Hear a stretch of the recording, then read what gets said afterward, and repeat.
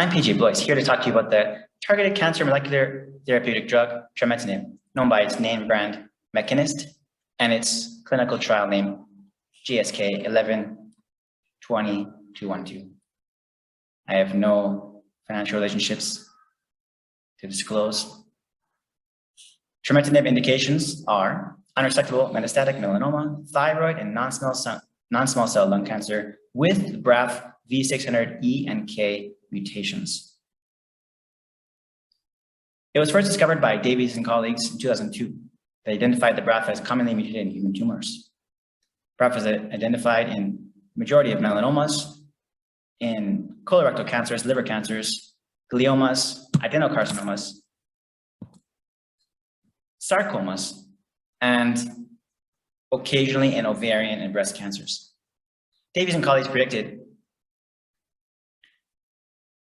that there may be new therapeutic opportunities in malignant melanoma because of this mutation. Welbrock and colleagues in 2004, they found that tumor cells with BRAF mutations depend on the expression of BRAF for proliferation. And Wall and colleagues noted that mutations disrupt an inactive conformation of the protein and lead to constitutive hyperactivation of the kinase. In 2006, Solly and colleagues mentioned that melanoma cell lines with the mutation are almost universally sensitive to inhibition of ERK signaling with MEK inhibitors. All right, so we're going to see that ERK and MEK, these are downstream to the BRAF protein, which is encoded by the BRAF gene. All right, here's that cascade. We have the RAS protein at the top, which phosphorylates BRAF, phosphorylates MEK, and in turn ERK, which is part of normal cell proliferation and survival.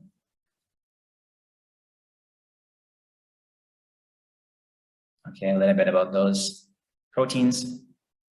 You can see when there's that mutation, there's an upregulation, right? So comparing that, you see the difference. There's an upregulation in that signal cascade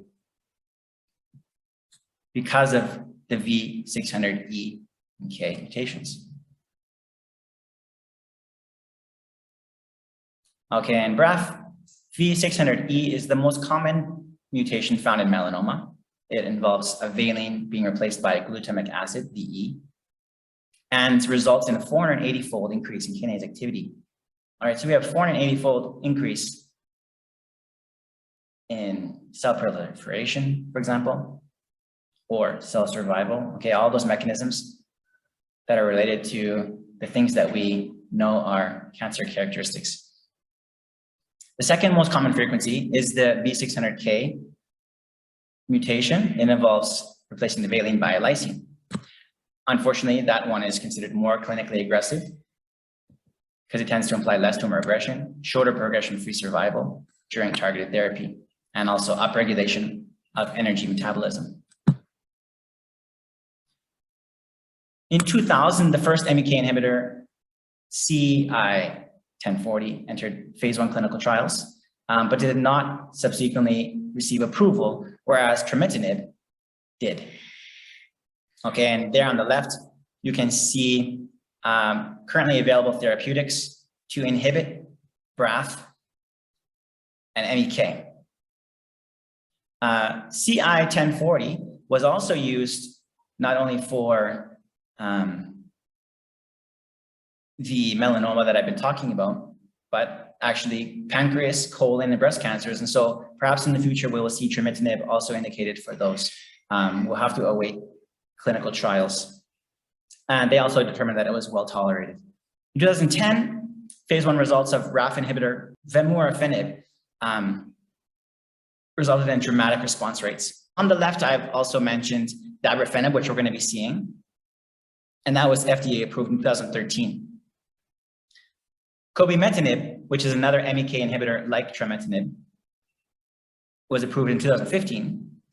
And then binimetinib and encorafenib were approved in 2018. How did they come about this molecule? Well, a team led by Abe and colleagues, they used high throughput screening, and they replaced the benzene ring, resulting in a 4-fold increase in anti-tumor as identified in a nice nude mouse model. They added fluorine, increasing potency 4-fold, and then iodine, and then brought this to the potency of 500 times the original lead-2 molecule, making it less hydrophobic. In other words, more easy to be absorbed, increasing bioavailability. And then they tried different concentrations in mouse models. And you can see that there's less tumor volume, less growth in the tumor at those higher concentrations. All right, so since the blue and the red are similar, the blue is considered better because it is less dose. It can be considered under the maximum tolerated dose. In 2010, there was a RECIST phase 1 trial with trametinib, and there was 40% response rate. In 2012, the first phase 1 human trial involving this inhibitor, the safety profile was acceptable. They found daily dose of 2 milligrams daily as optimal, and there was durable response. They suggested combining trametinib with a BRAF inhibitor, and that's what we're going to see. In COMBI-D here, you can see a combination of Dabrafenib and trametinib. That's the red one. You can see that it performs better in its overall survival profile than the Dabrafenib placebo control, and in turn better than trametinib monotherapy, in turn better than chemotherapy. Okay, both in terms of progression-free survival as well as overall survival. In COMBI-V, again, the combination of Dabrafenib and trametinib resulted in better progression-free survival and overall survival than vemurafenib control, trametinib monotherapy, and chemotherapy. Interestingly, in the METRIC trial, the results were not as clear, not as positive. In fact, the chemotherapy seemed to have a better overall survival, although the progression-free survival was better. That could lead to a better quality of life. Comparison between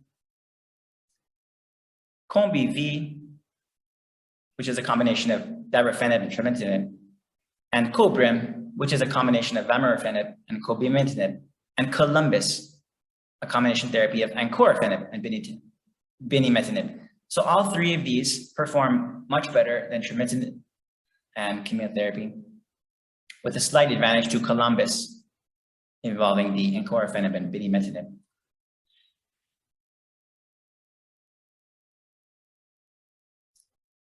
Next, regarding the other two indications that I mentioned, clinical trial results, 2018 phase 2 study showed that, despite the small numbers, showed that there was a strong overall response to the therapy in thyroid, anaplastic thyroid cancer, and an improved progression-free survival and overall survival. Again, in metastatic non-small cell lung cancer. 2021, there was an obvious benefit between the double combination and Dabrafenib monotherapy of 5 months progression-free survival and 5.2 months overall survival.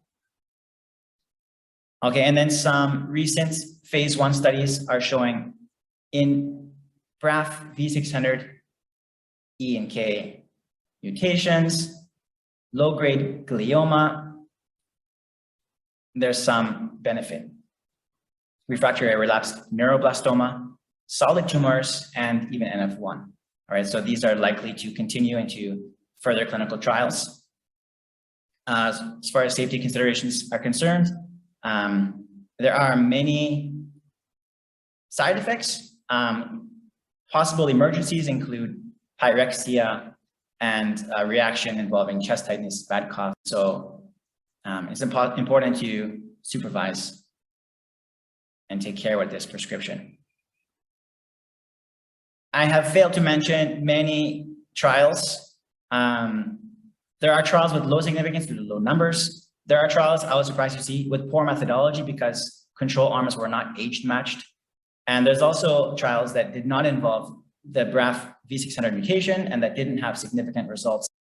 Indications may increase because there are dozens of trials that will be reporting results, many ongoing, many recruiting to explore the effectiveness of combinations and in other cancers, including KRAS. And like I said, we have yet to see whether it will have an application in colorectal cancer, breast cancer, ovarian cancer, etc. Cost does remain a barrier. This targeted therapy involving Dabrafenib and Trametinib was found to be not as cost effective as immunotherapy. Remembering that many people are not surviving past the 5-year mark, early detection and prevention does remain paramount.